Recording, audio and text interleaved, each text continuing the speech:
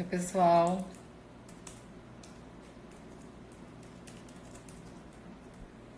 Boa tarde. Vamos aqui já receber a nossa convidada de hoje, a professora Janaína Matida, também é advogada criminalista. Oi, Wesley, tudo bom? Concurseira.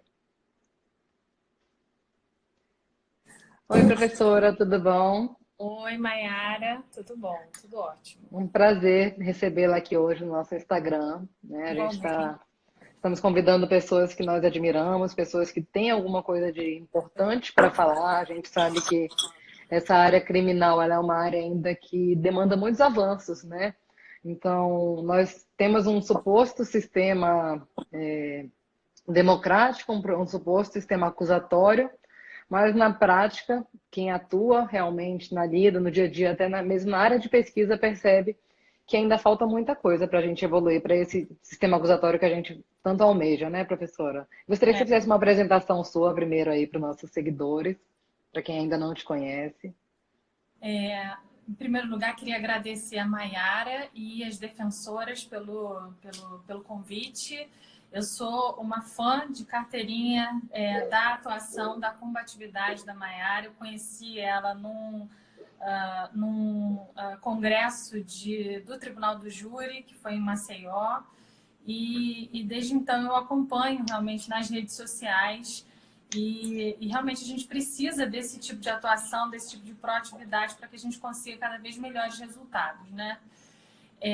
Bem, eu me chamo Janaína Matida, eu sou professora de Direito Probatório, isso é uma novidade, ainda não tem no Brasil, né? Direito Probatório é algo que a gente ainda não vê como uma cadeira específica, e isso, na realidade, é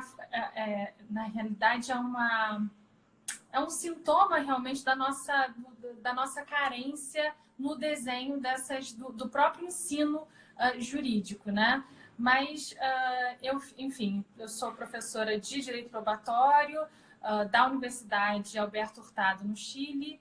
Eu fiz a minha graduação aqui na PUC do Rio de Janeiro, aqui também fiz meu mestrado e, em seguida, saí para fazer o doutorado na Universidade de Girona, na Espanha, onde eu realmente me especializei em epistemologia jurídica, ou seja, no problema dos fatos no ambiente dos tribunais, né? Como é que a gente faz para determinar fatos ou para que a gente possa falar de uma forma responsável da verdade nesse ambiente dos tribunais, né? Assim, a gente não pode falar da verdade hoje no ambiente dos tribunais como a gente falava, não sei, há 50 anos atrás, há 20 anos atrás, há 200 anos atrás, né? A gente precisa ir melhorando e aperfeiçoando, ajustando às novas finalidades do processo, do direito, o nosso discurso e a nossa prática em relação à determinação dos fatos também.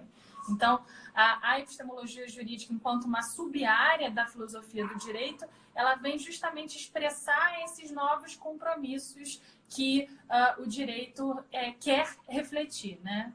É isso, assim, eu acho que é brevemente... bom, e aí, justamente nesse projeto, né, de determinar fatos de modo adequado, a gente vai se especializando em determinadas discussões. E uma dessas discussões, inegavelmente, é o estándar probatório, né? É a questão dos estándares probatórios, que foi algo que, logo que eu terminei a minha tese de doutorado, eu passei a me enveredar na questão do estándar probatório, porque assim, logo que você termina a tese também, você fica meio traumatizado, né? Fala, bom, não quero ver isso durante algum tempo. E foi o assunto que em seguida me cativou. Eu tenho a impressão, Janaína, que aqui no Brasil nós ainda somos muito amadores nessa questão da análise da prova, né? Tudo bem que nós viemos aí de uma herança inquisitória muito grande, aquela ideia de verdade real, para mim, ainda foi ensinada na faculdade. Então, não muito tempo atrás, nós trabalhávamos o direito penal com a ideia de verdade real, com a ideia de violação de direitos. E agora a gente tem que trabalhar a matéria probatória de outra forma, né? E a ideia de retrospectiva, como é que a gente faz essa retrospectiva? Como é que a gente colhe essa prova? Quais são as premissas que são razoáveis da gente estabelecer para que essa prova tenha validade? E eu entendo que o standard probatório, ele é praticamente que a última etapa, não é, Janaína? Nessa valoração da prova, porque a gente passa por um longo caminho na produção dessa prova até a gente chegar nesse momento em que a gente vai definir os estándares, não é isso? Bem, sim e não. Vamos começar pelo sim e depois a gente diz em que medida isso precisa ser aperfeiçoado. A sua afirmação, né, ela precisa de algum ajuste. O que nós conhecemos como estândar probatório, ou o estândar probatório que é mais conhecido, né, ele é aplicado na última fase de um processo, de uma ação penal, né?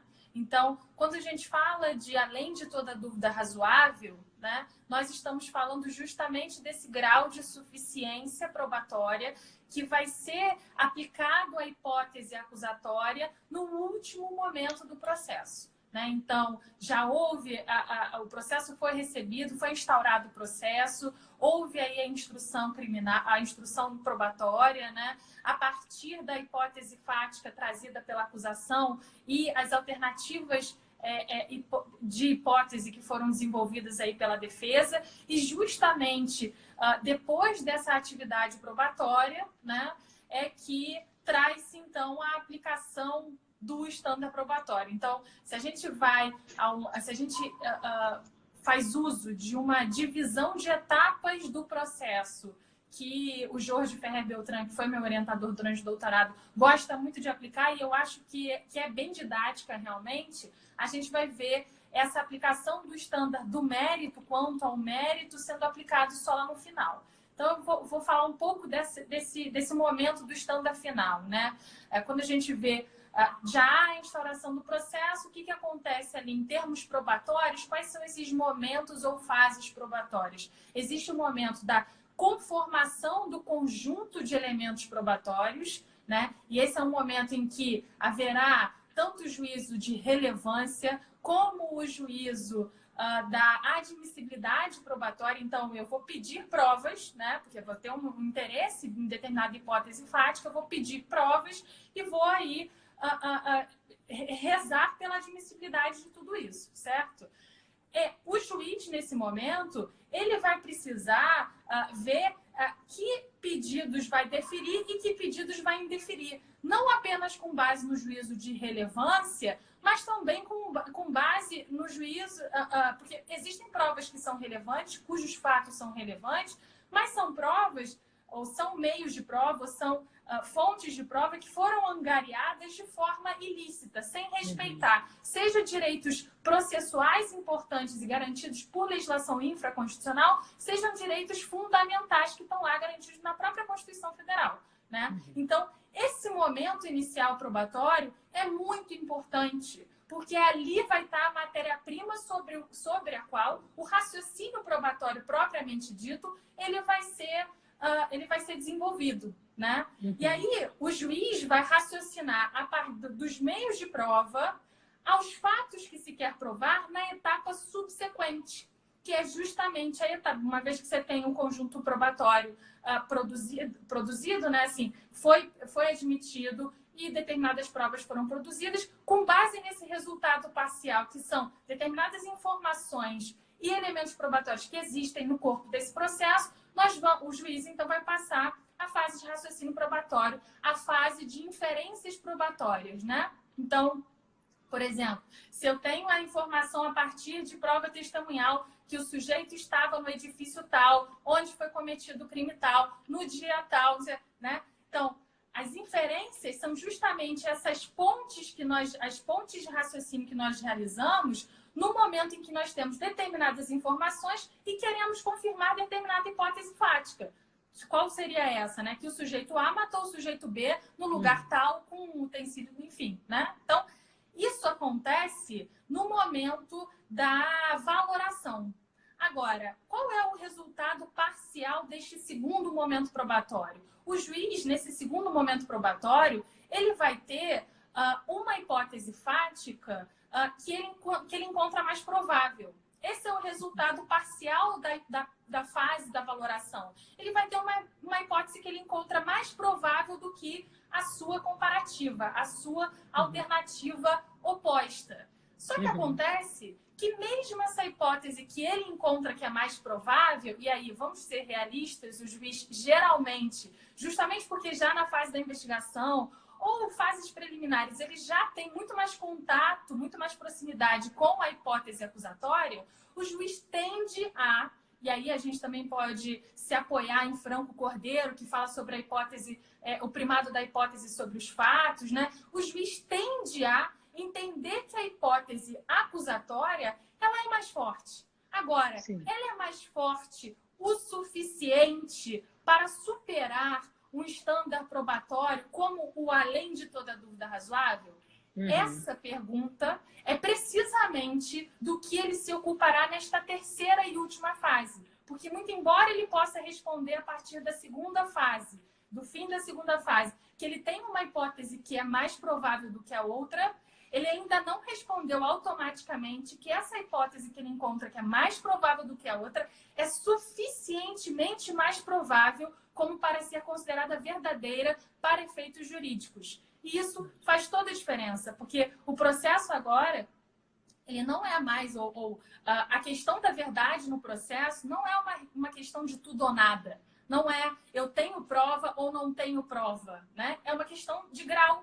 Pode de ser provas que eu tenha suficientes. prova, mas pode ser que eu não tenha prova suficiente para condenar, né? E aí, nesse sentido, o além de toda dúvida razoável, ele é uma tentativa sistêmica, uma tentativa dessa influência norte-americana, uma tentativa do sistema jurídico de common law, né, de colocar um sarrafo, como eu e o Alexandre gostamos de falar, né, assim, fazendo essa metáfora do salto com vara, colocar um sarrafo bem mais alto. Então, se em casos civis o sarrafo está na altura de 51, para a gente usar juntar a metáfora do salto com vara, uma referência numérica, se o salto com vara na esfera civil está em 51, em 50 mais 1, na esfera criminal vai estar em 90 e 95. Então, a mesma hipótese fática, ela passaria no sarrafo da esfera civil, mas não passaria no sarrafo da esfera penal. E a gente está falando da mesma hipótese fática, mas estamos exigindo graus de insuficiência distintos para que ela supere. Então, o estándar de prova é isso, é um sarrafo distinto, é a escolha sobre aonde eu coloco o sarrafo. Eu vou colocar mais fácil ou eu vou colocar mais difícil? Essa questão já era até abordada de forma muito incipiente, né, Janaína? Quando a gente falava em o processo penal, o processo civil, o penal fazer coisa julgada no civil ou não, né? Que a insuficiência probatória no processo penal, ela não faz coisa julgada no civil, porque lá, como você falou, o sarrafo é mais baixo, né? E aí é curioso porque essa ideia, por mais que já tenham vários precedentes judiciais tratando sobre o Beyond Any Reasonable Doubt, ela começa a ser trabalhada mais agora, porque na prática a gente percebia que havia uma prática judicial de adotar o que você traz para a gente nos seus artigos, que é a ideia do preponderance of evidence, que é o 51, né? Que seria a ideia do cível. Então, não raras vezes, e até hoje a gente ainda consegue ver isso na prática, o magistrado, se ele está mais convencido de uma versão do que da outra, ele não vai buscar esse nível de suficiência, ele só vai dizer que essa versão aqui parece mais crível que a outra e vai levar uma condenação. Quando no Brasil a gente adota a presunção de inocência, que na verdade deveria afastar desse tipo de valoração, né? Mas é interessante que a gente esteja começando a discutir sobre isso hoje. Eu vou confessar, Janaína, que eu conhecia muito pouco sobre a ideia de estandarte probatório antes do nosso primeiro encontro. Eu já havia ouvido algumas coisas, mas não tinha lido com mais atenção sobre isso. E aí, lá na sua palestra, no nosso congresso, foi a primeira vez que eu comecei a me atentar mais para esses tipos de conceito e perceber que o nosso sistema está errado, não está funcionando da forma como deveria estar. Não para um processo penal que é pautado pela presunção de inocência. E aí, logo em seguida, pouco tempo depois, eu tive a oportunidade de, nos meus estudos, me deparar com um precedente do Supremo Tribunal Federal, que até saiu no informativo 935, que usa a ideia de standard probatório na decisão de pronúncia. E eu sou defensora do júri, né? Então, aquilo ali ligou um start para eu começar a entender esse negócio.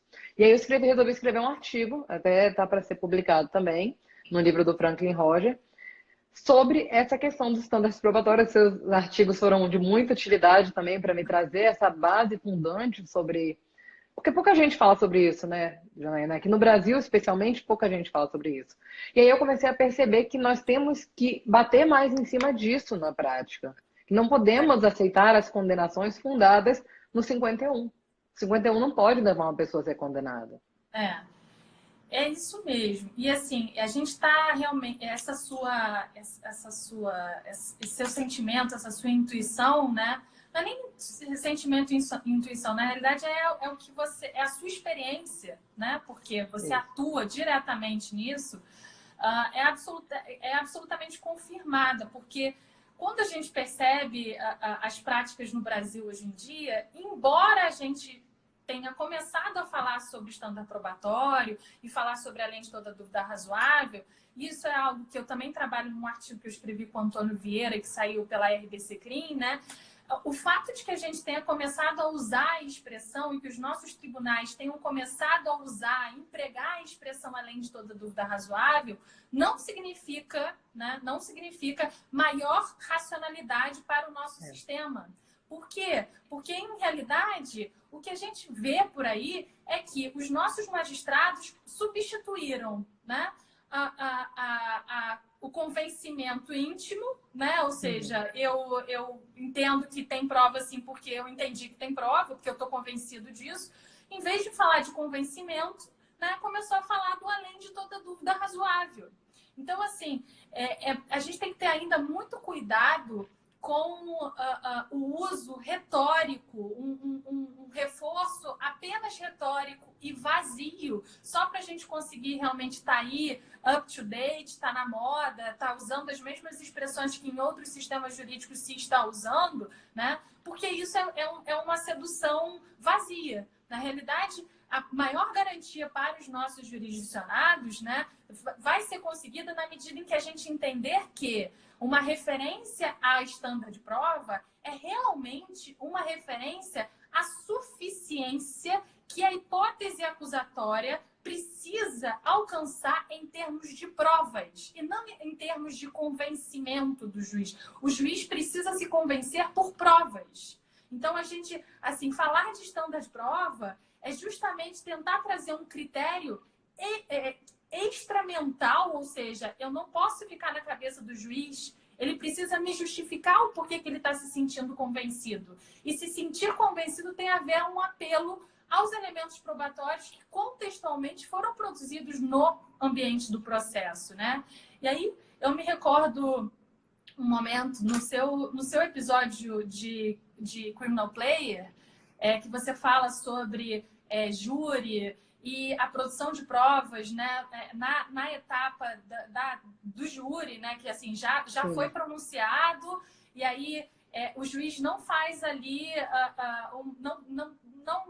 não reforça a necessidade de provas, né? Sempre usando realmente elementos informativos que foram produzidos na fase preliminar, né?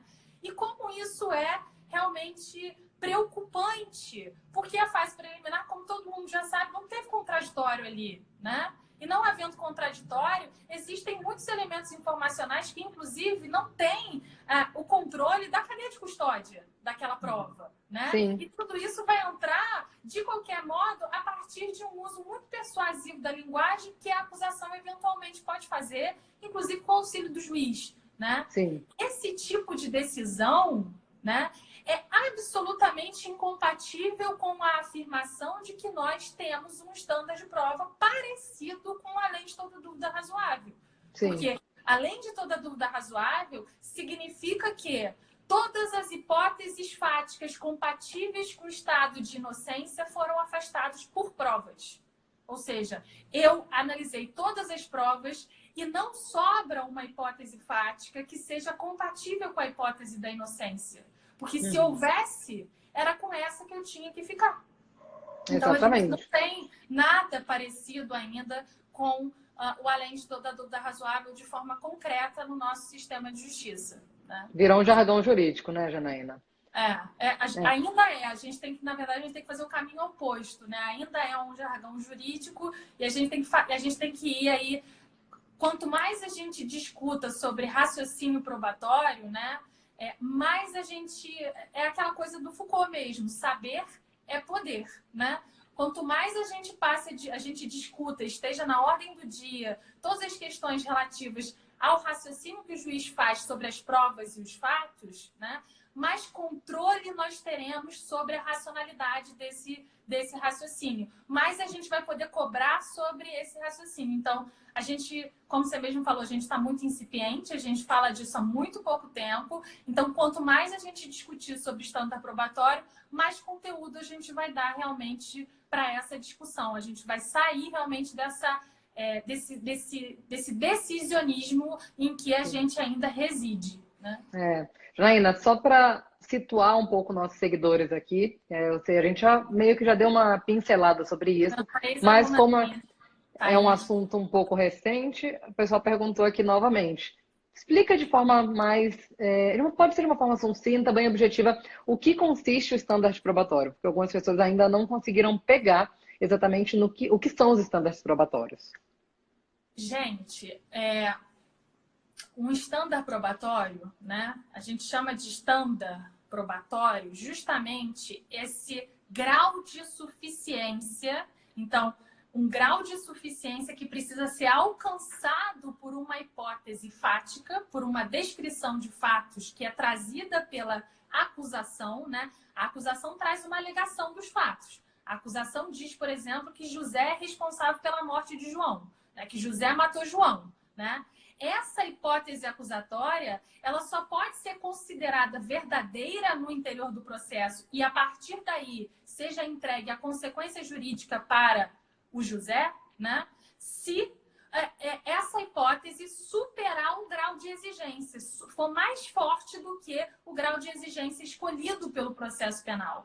E o grau de exigência escolhido pelo processo penal, né, disse que é o além de toda dúvida razoável, né? O além de toda dúvida razoável significa o seguinte: essa hipótese, ela supera todas as dúvidas que sejam razoáveis, todas as dúvidas que não sejam fantásticas. Porque se eu disser, por exemplo, para vocês, não, o José não matou o João. Por quê? Mas como que você sabe que o José não matou o João? Porque o José chegou aqui afirmando que ele estava na Lua no dia que o João morreu. Quer dizer, essa suposta dúvida trazida não é razoável, porque a gente sabe que as pessoas não podem ir à Lua de um dia para o outro. Então, se a única dúvida que se tem a respeito da hipótese José matou João é uma dúvida irrazoável, é uma dúvida não racional, é uma dúvida que não faz parte das regras de experiência nossas, então quer dizer que essa hipótese superou, assim, o grau de suficiência colocado, né? Que são as dúvidas razoáveis, ou seja, todas as dúvidas razoáveis trazidas pela defesa, né? Essas dúvidas razoáveis, elas foram superadas, né? Tudo que a defesa plantou, a acusação foi lá e rebateu. Se a acusação vai lá e rebate tudo que a defesa planta, então o que cabe é simplesmente absolver, né? Porque não há aí nenhuma possibilidade de que a hipótese defensiva seja considerada verdadeira. Para tornar as coisas talvez um pouco mais fáceis, eu sugiro a leitura de um texto que eu escrevi com o Alexandre Moraes da Rosa, está na nossa coluna no Conjur, que é justamente sobre estándar probatório e a metáfora do salto com vara. Repara, a gente traz essa metáfora para falar do salto com vara, essa modalidade de salto olímpico, né? Em que o saltador ele usa aí uma vara, né? E ele precisa superar o sarrafo. O sarrafo está colocado aqui, ele vai dar um salto, né? O salto é válido na medida em que ele supera esse sarrafo.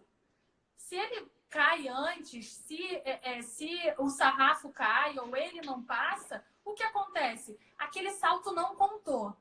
Se a gente transporta isso para o contexto do processo, o que acontece é que a hipótese trazida pela acusação, que é o saltador, né, essa hipótese só é considerada verdadeira se ela supera o sarrafo. se ela supera o grau de suficiência, o além de toda dúvida razoável, colocado aí pelo processo penal, por aquele que desenha as nossas regras probatórias, né? Então, esse é o estándar probatório mais conhecido. E aí, era aí que eu queria chegar no início da nossa fala. Esse é o estándar probatório mais conhecido, mas quando a gente diz que é um grau de suficiência para que eu considere uma hipótese verdadeira, né? Para que eu atribua aí conceito de verdade para essa hipótese, que daí a gente possa extrair consequências jurídicas, a gente vai ver que diferentes etapas e decisões que o juiz precisa dar no processo também conta com estándar probatório, né? Então, a decisão de pronúncia tem um estándar probatório. A decisão de instauração de um processo, né? Eu vou arquivar ou eu vou instaurar? Tem um estándar probatório. Reduzido, né? Reduzido, mas tem. Exatamente, que é diferente. A gente não pode dizer que vai ser o além de toda dúvida razoável, porque senão o que a gente está fazendo olha, nenhum processo vai ser colocado, em realidade. Exatamente. Não é isso que a gente quer também. Agora, é inegável que um estándar probatório, por exemplo, da preventiva, né? Ele não é o mesmo do além de toda dúvida razoável, justamente porque ele é sob uma prisão cautelar. Mas que eu diga que não é o além de toda dúvida razoável, daí não se extrai que o juiz pode fazer o que está na cabeça dele, né? Então, estándar probatório é uma tentativa do sistema jurídico de prover controle ao que passa na cabeça do juiz. O juiz estará agindo certo em termos, né, das hipóteses fáticas, estará agindo certo em termos do que ele considera verdadeiro para atribuir consequência jurídica, se ele aplica corretamente o estándar probatório à hipótese trazida. Se ele não aplica corretamente, esse juiz ele está decidindo injustificadamente, né? E ele precisa ser, a decisão vai precisar ser reformada, né?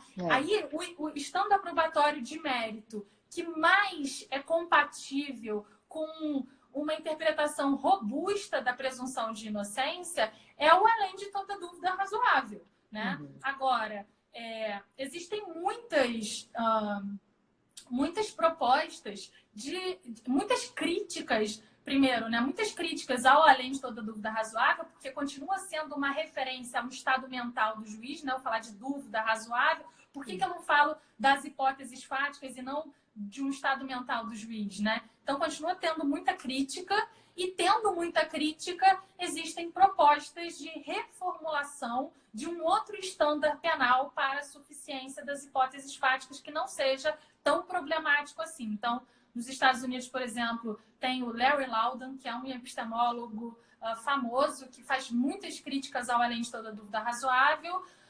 Eu e o Antônio aqui no Brasil fazemos críticas diretas ao além de toda dúvida razoável. Não quer dizer que nós estejamos a falar que não precisamos de estándar de prova, mas a gente faz ao além de toda dúvida razoável justamente porque o além de toda dúvida razoável, ele provoca, ele é um lugar muito fácil para o juiz que gosta do convencimento íntimo, né? Porque ele vai só substituir uma coisa por outra.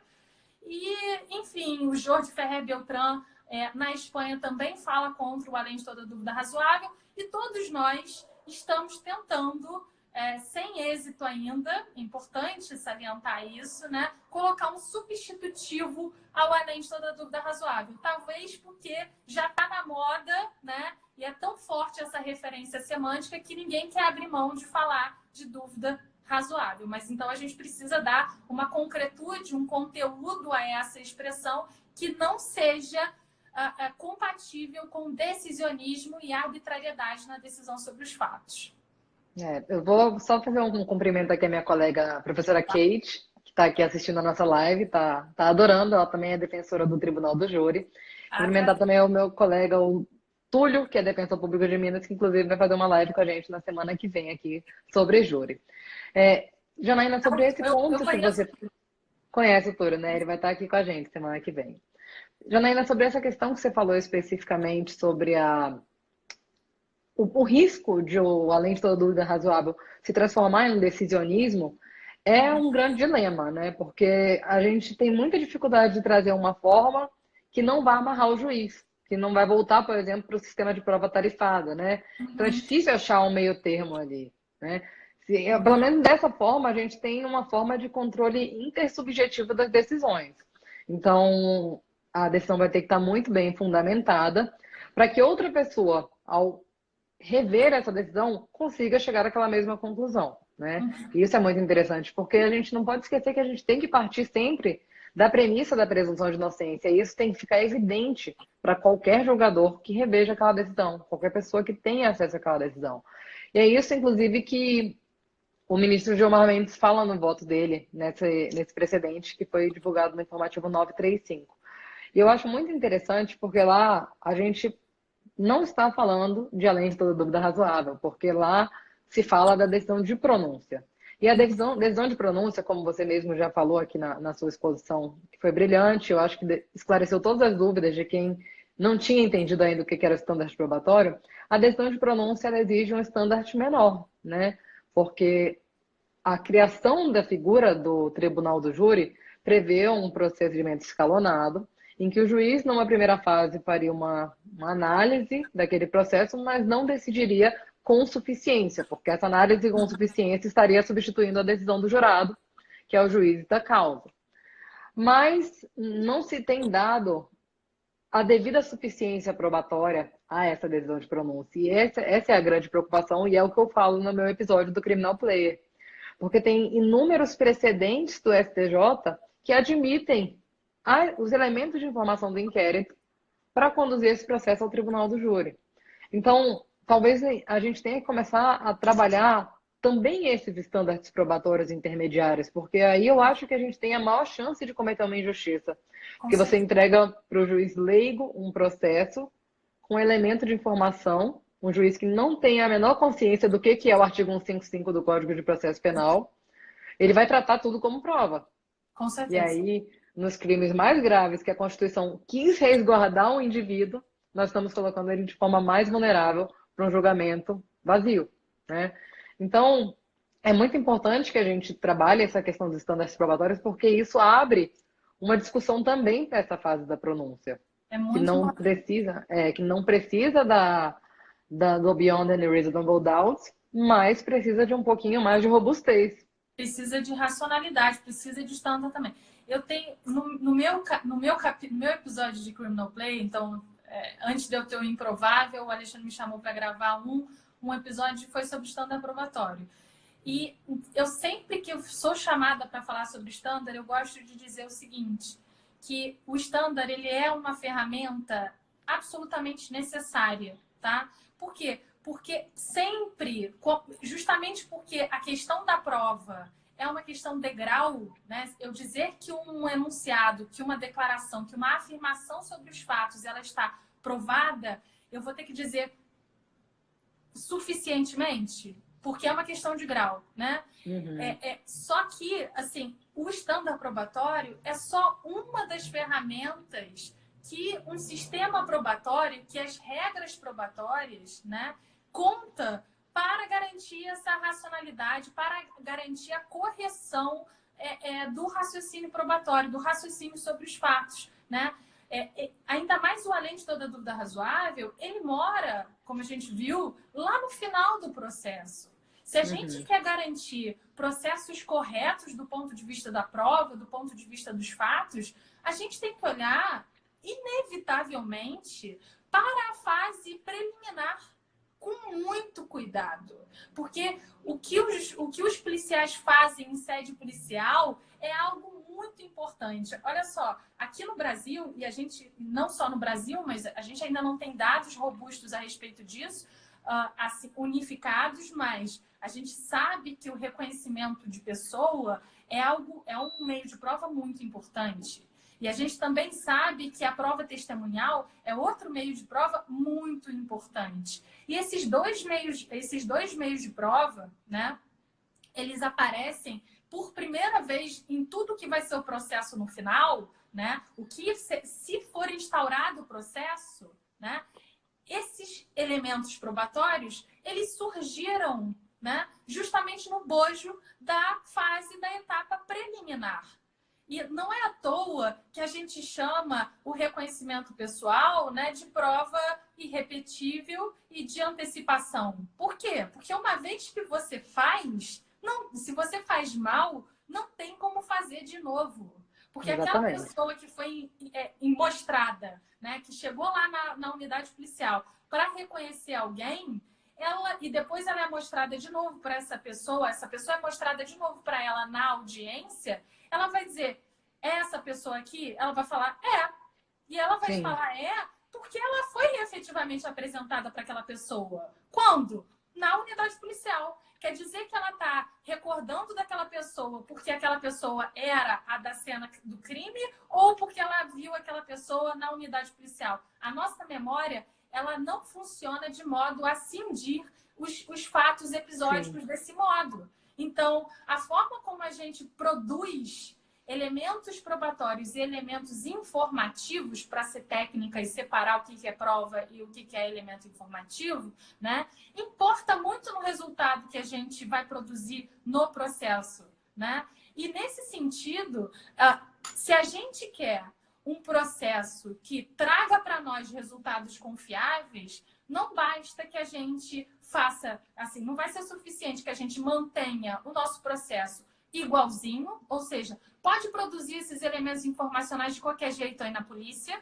O juiz também pode valorar a prova do jeito que ele quiser. E aí, no final das contas, eu trago essa coisa linda que chama além de toda dúvida razoável e eu vou dar conta de trazer toda a racionalidade que o processo merece. Não é assim, não é com esse passe de mágicas. O além de toda dúvida razoável é uma das ferramentas a qual precisam ser somadas todas as outras. E aí a gente precisa falar de critérios para valoração de cada meio de prova racional. Então, quando a gente está falando de prova testemunhal, tem critério para valorar a prova testemunhal. E tem critério para produzir prova testemunhal também.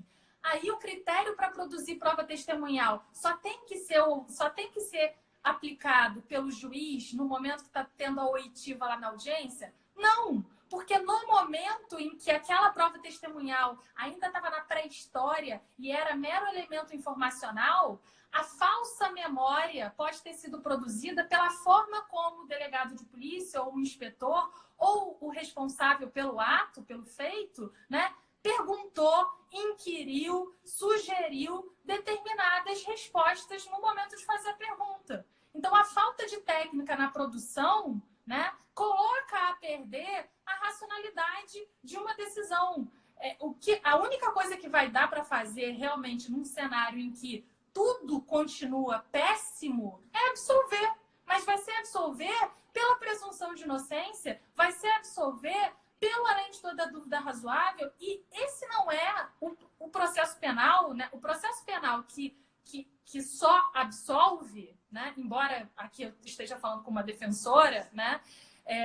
E eu defendo garantias, né? Defendo um sistema jurídico que respeite garantias e direitos fundamentais, mas o processo penal bem desenhado, ele tem que ser capaz de condenar quem merece e absolver quem merece. Exatamente. Não é?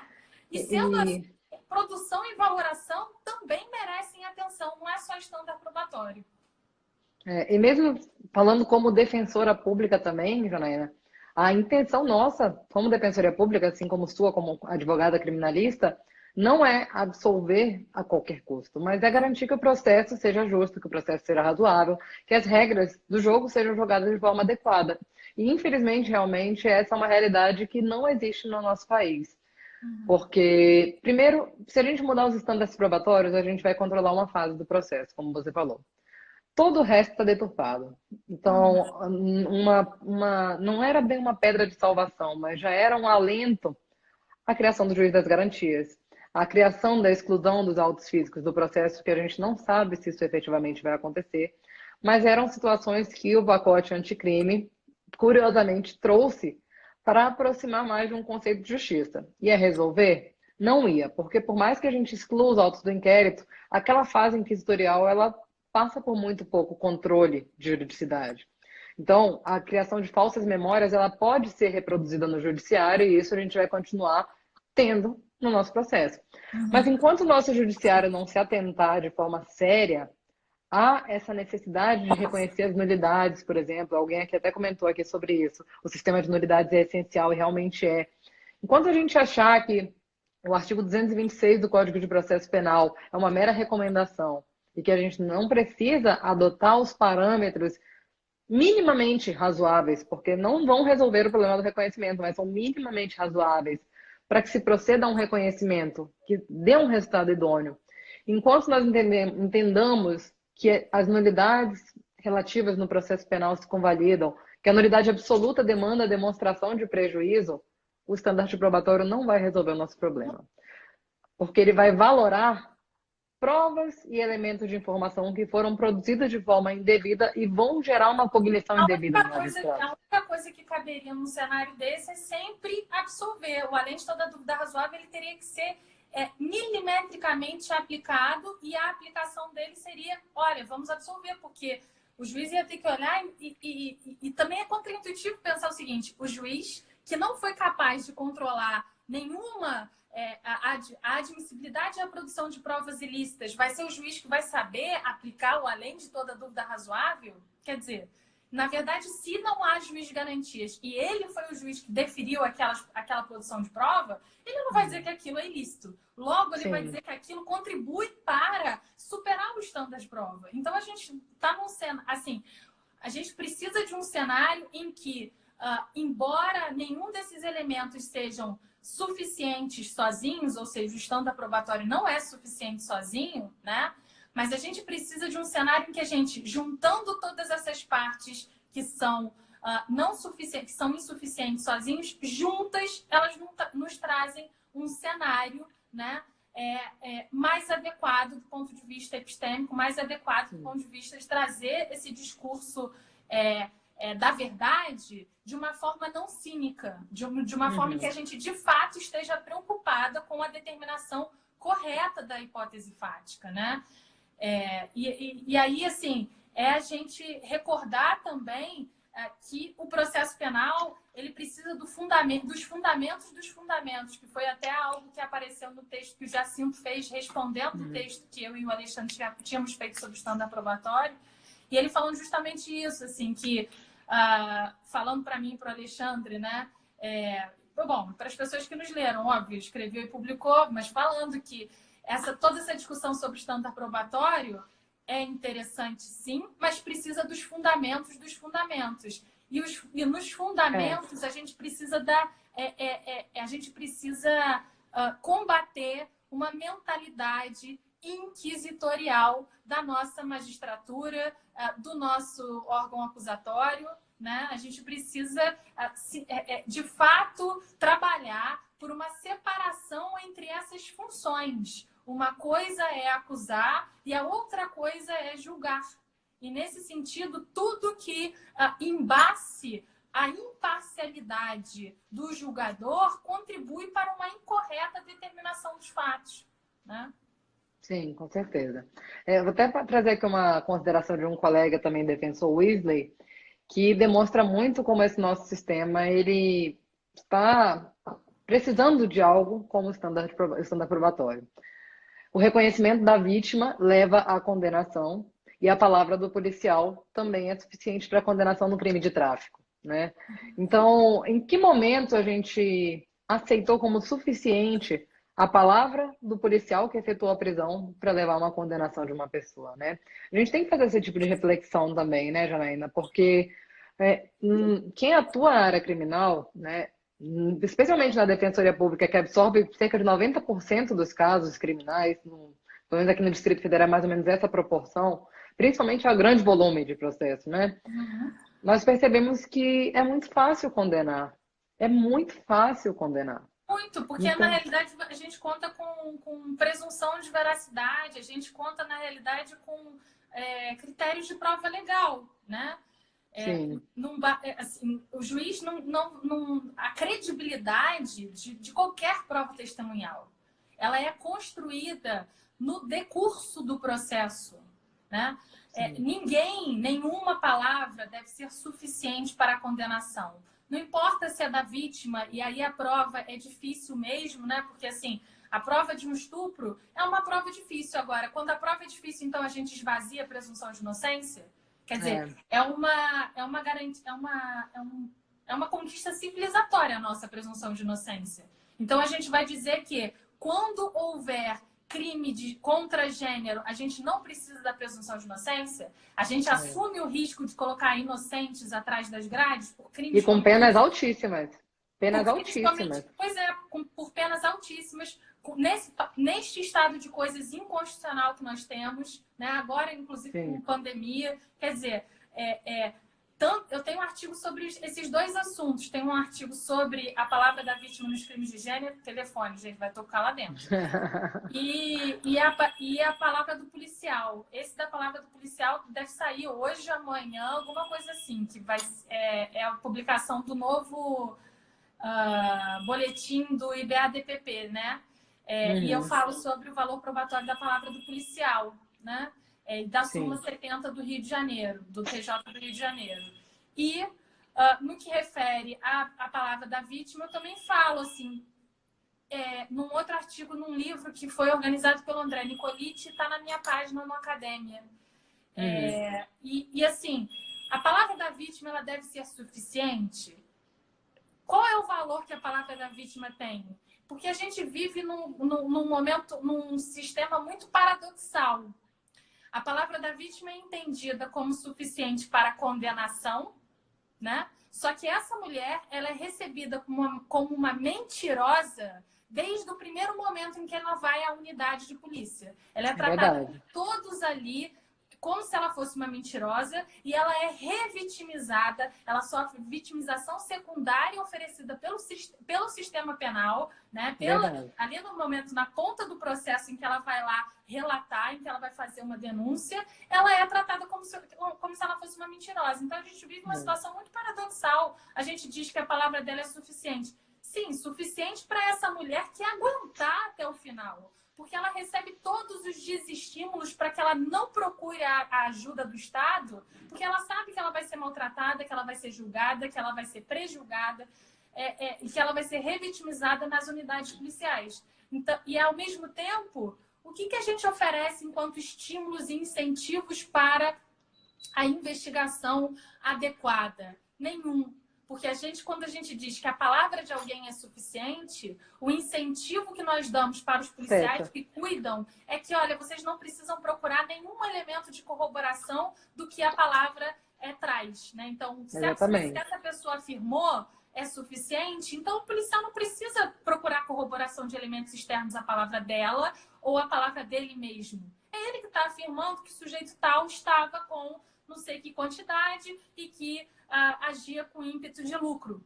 Então, é muito complicado a gente ter esse tipo de critério, ou seja, critério entre aspas, a falta de critério, né, para condenar. Então, eu até não me lembro em que texto eu falo isso agora, mas existem determinadas provas legais em negativo, porque tem prova legal que diz, né, que a palavra de alguém será suficiente, e isso é irracional, né, porque ninguém... A alegação de fato e fato nunca são a mesma coisa, né? Assim, não necessariamente são a mesma coisa, melhor dizendo, né? Eu não posso automaticamente dizer que só porque alguém afirmou algo, esse algo é verdadeiro. Seja ela médica, policial, presidente, defensora, não existe isso. Né? Então, a alegação de fato é uma coisa, fato é outra. Toda alegação ela precisa ser corroborada por elementos externos. Então, quando a gente fala isso, né, o que a gente deveria fazer no Brasil é justamente o oposto, dizer que a palavra deveria ter um enunciado do STJ, tá, dizendo que a palavra do policial não é suficiente para a condenação. Deveria ter um enunciado do STJ para dizer que a palavra da vítima não é suficiente para a condenação. E deste modo, o recado que nós passaríamos de incentivo, né, sistêmico para a polícia é justamente investiguem, façam o trabalho de vocês como esse trabalho deve ser feito. Porque, Exatamente. obviamente, quando a vítima traz relato, quando o policial traz um relato, se há ali uma atitude que leve a sério a palavra deles, né, há elementos externos para corroborar. Então, tem muita coisa para trazer. Né? Um colega nosso, juiz aqui do Distrito Federal, inclusive comentou aqui agora na nossa live, um juiz, inclusive, extremamente razoável, que eu admiro bastante. Ele fez exatamente esse contraponto, Janaína. Ele falou que a atribuição de especial valor à palavra da vítima é a saída fácil para evitar ter de absolver. É exatamente isso, é para isso que serve. E é por isso que a gente não consegue afastar esse facilitador de decisão. É muito mais conveniente você usar um facilitador de decisão. Né? É um acordo me desculpe o termo, mas é um acordo meio de mediocridade. Olha, eu não vou fazer meu trabalho aqui não, e você também não precisa fazer o seu não, e ninguém prova nada não, e fica tudo certo. Só quem sai perdendo nesse acordo é o réu, né? O réu, ele não participou desse acordo, mas esse acordo vai ter impacto efetivamente, diretamente nele. E esse mesmo colega, a palavra tem que ser importante, mas tem que ser importante para que a vítima seja levada a sério lá no momento da investigação, para que ela seja recebida num ambiente acolhedor, em que o relato dela seja potencializado para trazer aí, para ser um propulsor dos fatos que aconteceram, né? E ela não ser revitimizada e ser contaminada a partir de sugestões que são trazidas pelo próprio sistema penal. Nós temos que ter uma investigação responsável e uma valoração responsável da palavra dela. Esse facilitador de decisão não serve num sistema democrático. Você dizer que a palavra da vítima desponta de especial relevo, né? E simplesmente ficar por isso mesmo, você não fazer nenhuma valoração especial dos elementos que foram trazidos pela vítima, até mesmo em cotejo com o próprio interrogatório do réu, né? Tentar buscar elementos, porque também é meio de prova, né? Tentar buscar elementos de razoabilidade naquilo que está sendo trazido. O réu, ele passa a ser, a gente passa a inverter o ônus da prova, e ele passa a ser o réu responsável por comprovar que o que a vítima disse não é verdadeiro. E o nosso tempo está acabando aqui.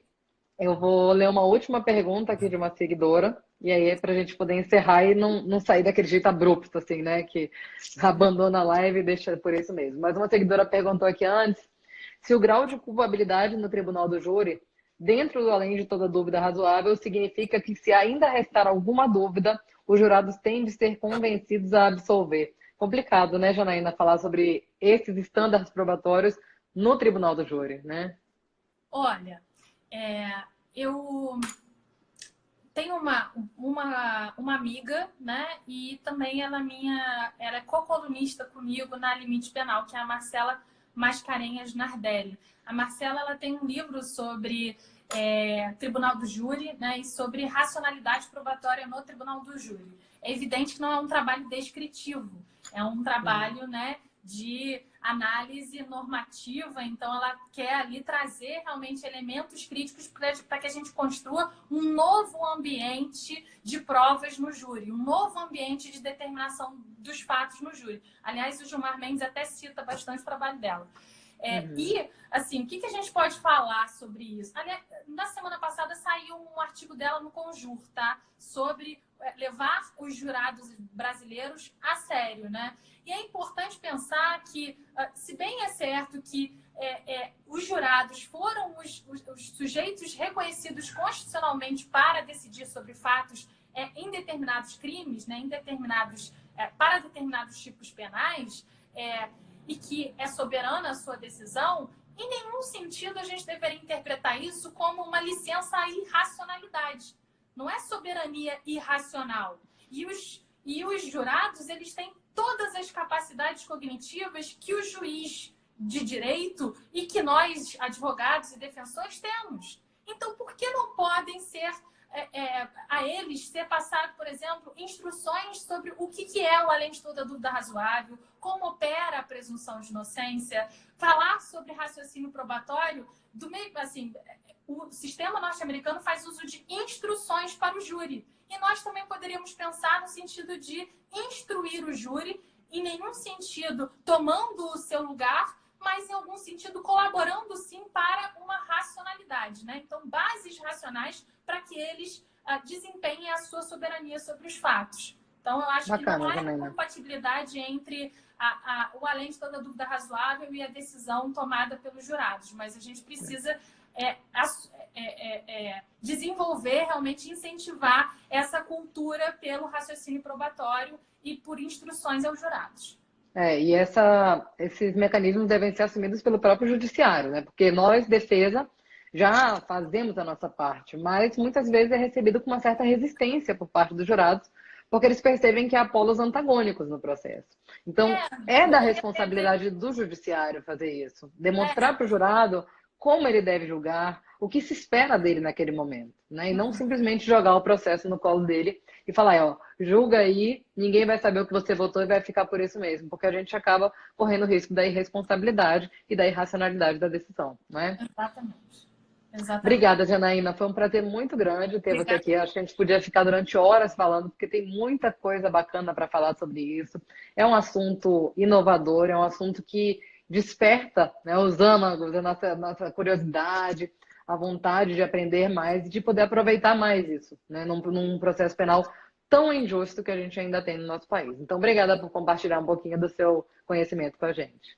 Obrigada a você, Maiara, e desejo muito sucesso ao Instagram, a missão de vocês aqui na Defensoria e a difusão realmente das conquistas. Muito obrigada. Obrigada, Janaína. Inclusive, pessoal, terça-feira eu e a Janaína vamos estar juntas num evento da Abracrim Mulheres falando sobre execução penal e direitos humanos. Então, para quem tiver interesse, pode dar uma olhadinha no Instagram da Janaína, é @jana_matida, ou no meu, @prof.maiaratati, que lá tem mais informações sobre o evento. Isso Tchau, tchau, gente. Quem não conseguiu assistir, vai ficar 24 horas e depois vai para o nosso YouTube. Tchau, tchau, Janaína. Obrigada. Tchau.